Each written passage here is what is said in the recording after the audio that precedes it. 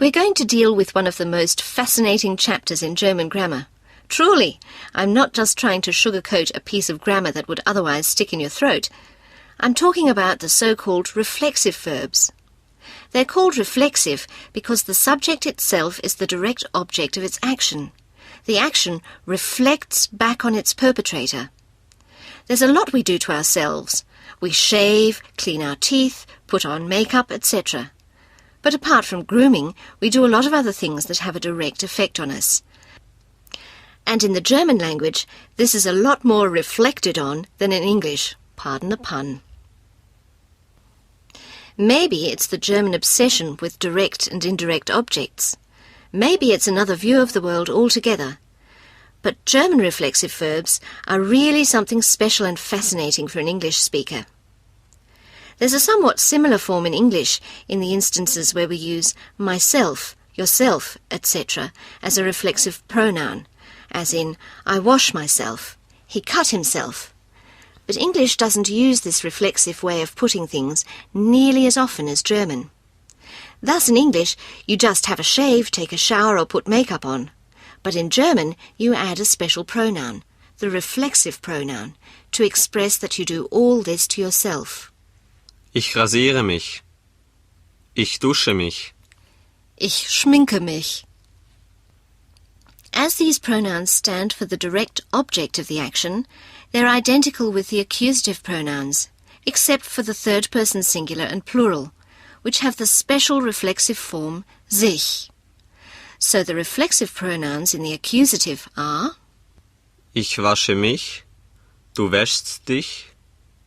Er wäscht sich. Sie wäscht sich.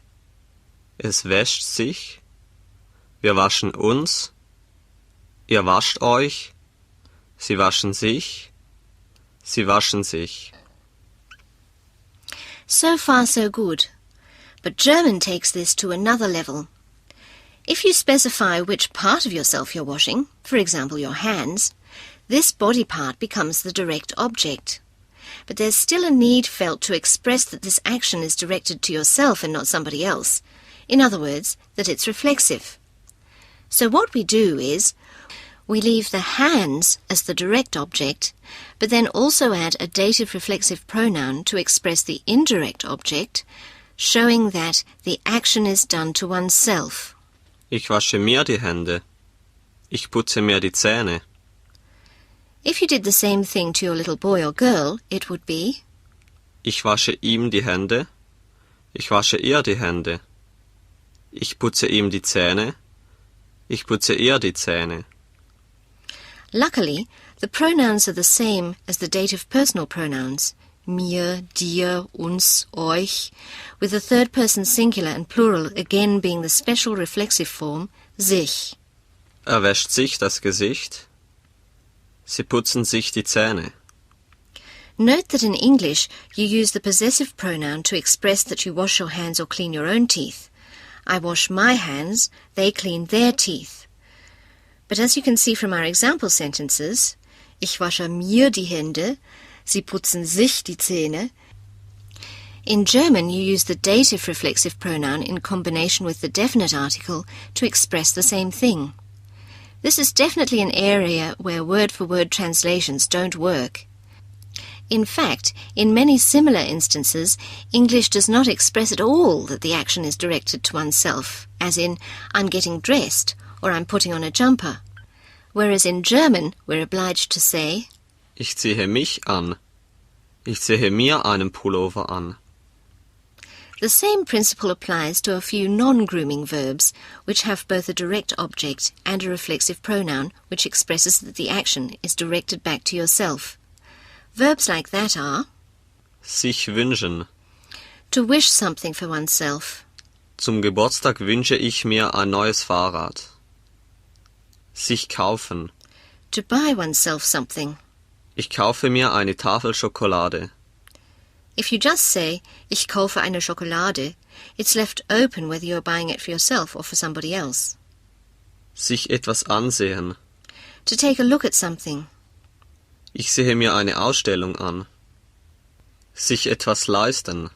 To be able to afford something for oneself. Sie können sich keine neue Waschmaschine leisten. As far as word order is concerned, the reflexive pronoun usually directly follows the finite verb, as in the English myself, yourself forms.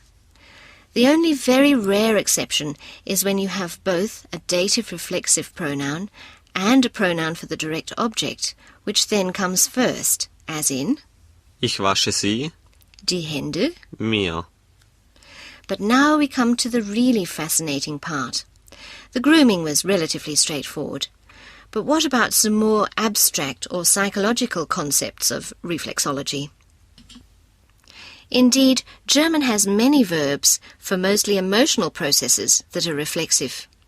That is, grammatically speaking, Germans are not the victims of something done to them, but take responsibility for their emotions and express that they do them to themselves. So Germans don't just say, I'm afraid, I remember, or I fall in love. They say, Ich fürchte mich, ich erinnere mich, ich verliebe mich. It's like saying, I'm producing these feelings myself, and thus am in charge of my emotions. English only has a few forms where this concept is expressed. For example, I amuse myself, whereas German has a long list of such verbs. Whether that's really a reflection of a different attitude towards one's emotions is difficult to say. However, it's definitely worth thinking about how different languages put a different slant on things, and how that might reflect or even influence the mindset of the speakers. Take, for example, a child expressing boredom. In English, the little boy or girl says, I'm bored, as if the world at large were to be blamed for this sorry state, whereas a German child says, Ich langweile mich. thereby taking full and active responsibility for his or her predicament. Okay, now here's a list of the most important reflexive verbs of this kind and some other more mundane ones that express an action reflexively. Sich amüsieren. To enjoy oneself. Wir haben uns sehr amüsiert. Sich ärgern über. Plus the accusative. To be annoyed at. To be annoyed about. Ich habe mich schrecklich über ihn geärgert. Sich beeilen. To hurry. Bitte beeilt euch. Sich benehmen. To behave. Sie benimmt sich immer sehr gut. Sich erinnern an. Plus the accusative. To remember. Ich kann mich nicht an sie erinnern. Sich erkälten. To catch a cold. Ich erkälte mich nie. Sich entschuldigen. To apologize.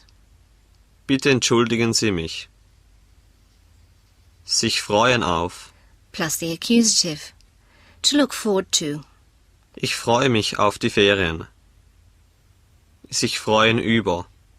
Plus the accusative. To be happy about. Ich freue mich über Ihr Geschenk. Sich gut fühlen, sich schlecht fühlen. To feel good. To feel bad. Sie fühlt sich heute nicht sehr gut. Sich fürchten vor. Plus the dative. To be afraid of. Er fürchtet sich vor dem Löwen. Sich interessieren für. Plus the accusative. To be interested in. Sie interessieren sich für deutsche Musik. Sich langweilen. To be bored. Wir langweilen uns nie. Sich setzen. To sit down. Bitte setzen Sie sich. Sich verlieben in. Plus the accusative. To fall in love with. Er hat sich in sie verliebt. Sich verspäten. To be late. To come too late. Er hat sich wieder verspätet. And we even have a few verbs that describe a mental process with both a direct object and the dative reflexive pronoun, parallel to Ich wasche mir die Hände. Sich etwas vorstellen. To imagine something. Ich kann mir das Bild gut vorstellen. Sich etwas merken. To take note of something. Ich merke mir die reflexiven Verben. Sich etwas überlegen. To think something over. Ich will es mir überlegen. Plenty to think about then, and plenty to practice. Speak German, use reflexive verbs, and feel in charge.